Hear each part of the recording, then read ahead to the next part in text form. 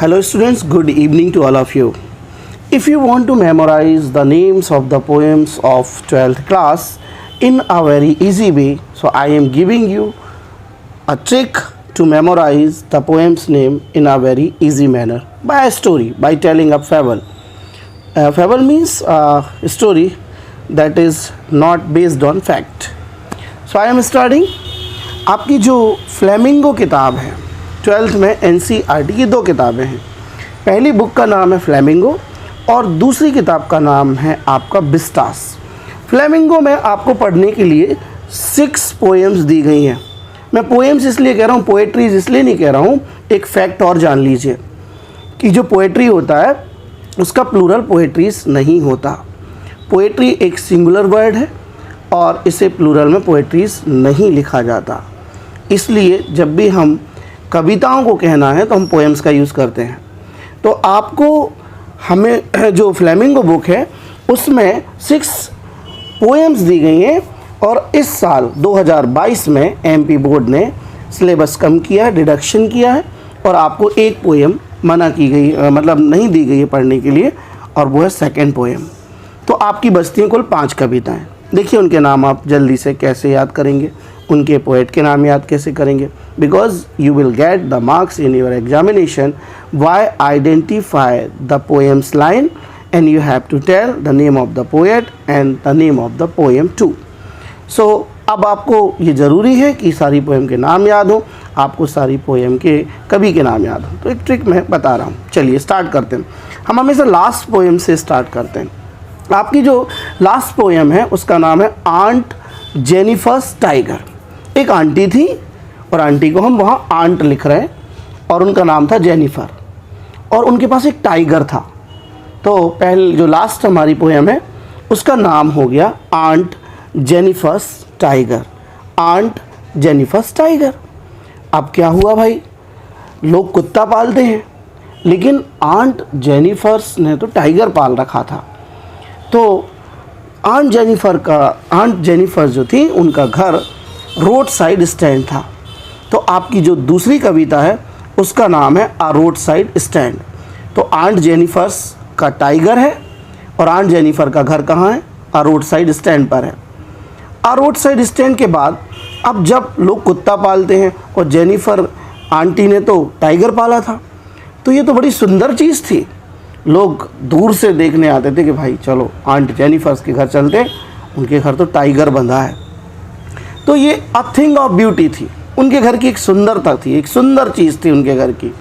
क्या कि उनके घर में टाइगर था. तो आपकी तीसरी कविता है अ थिंग ऑफ ब्यूटी. अब क्या हुआ, अब ये हुआ कि जब उनके घर में टाइगर रहता था तो आसपास के लोग, पड़ोस के लोग बड़ी शांति रखते थे. रखना को इंग्लिश में कीप कहते हैं, शांति को इंग्लिश में क्वाइट कहते हैं. तो आपकी 4 नंबर की जो कविता है 4 नंबर की, उसका नाम है कीपिंग क्वाइट. कीपिंग यानी रखना, क्वाइट यानी शांति. कीपिंग यानी रखना, क्वाइट यानी शांति. तो आपकी चौथी कविता का नाम क्या हो गया, कीपिंग क्वाइट. अब आपकी पहली कविता और अंतिम कविता जो आपको पढ़ने के लिए दी गई है उसका नाम है माई मदर एट 66. और ये सब चीज़ें देखते देखते मेरी जो माँ हैं वो 60 साल की हो गई थी.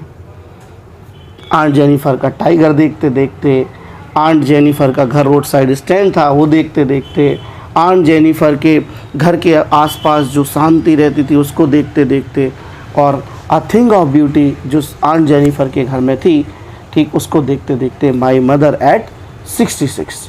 वो कितने साल की हो गई थी, 60 साल की. तो ये आपकी 5 कविताओं के नाम हो गए. फिर से एक बार सुन लीजिए. आपकी लास्ट पोएम का नाम है आंट जेनिफर्स टाइगर.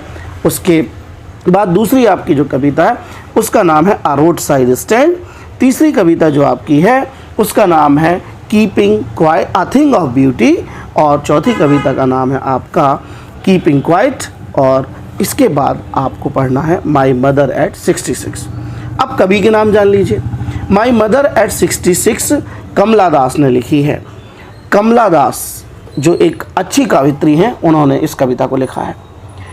आपकी जो दूसरी कविता है जिसका नाम अ थिंग ऑफ ब्यूटी है, जॉन कीट्स ने लिखी है. और जॉन कीट्स ब्यूटी के लिए जाने ही जाते हैं. अगर जॉन कीट्स का नाम आता है तो ब्यूटी तो आती है भाई। तो a thing of beauty John Keats ने लिखी है। इसके बाद आपकी कविता आती है कीपिंग क्वाइट। कीपिंग क्वाइट जो कविता है वो लिखी है पैब्लो नेरुदा ने, पैब्लो नेरुदा ने। और अ रोड साइड स्टैंड लिखी है रॉबर्ट फ्रॉस्ट। तो जॉन कीट्स और रॉबर्ट फ्रॉस्ट तो अंग्रेजी साहित्य के बहुत महान कवियों में से हैं। तो जॉन कीट्स की कविता और रॉबर्ट फ्रॉस्ट की कविता 12th में NCERT में आपको पढ़ने के लिए दी गई है। जॉन कीट्स की दी गई है अ थिंग ऑफ ब्यूटी और रॉबर्ट फ्रॉस्ट की कविता आपको दी गई है अ रोड साइड स्टैंड। और अंतिम कविता आंट जेनिफर्स टाइगर। देखिए आंट जेनिफर्स टाइगर जो कविता है वो लिखी है एड्रिन रिच। तो एड्रिन रिच ने जो कविता लिखी है वो है आंट जेनिफर्स टाइगर। देखो रिच शब्द आ रहा है, रिच यानी अमीर, और अमीर इतनी थी कौन, आंट जेनिफर, कि उन्होंने टाइगर पाल रखा था। चलिए तो ये सारी कविताओं के नाम हो गए, आप अच्छे से याद कर लीजिए। जो कहानी मैंने सुनाई है आपको जल्दी सारी कविताओं के नाम याद हो जाएंगे। Good night to all of you, bye bye.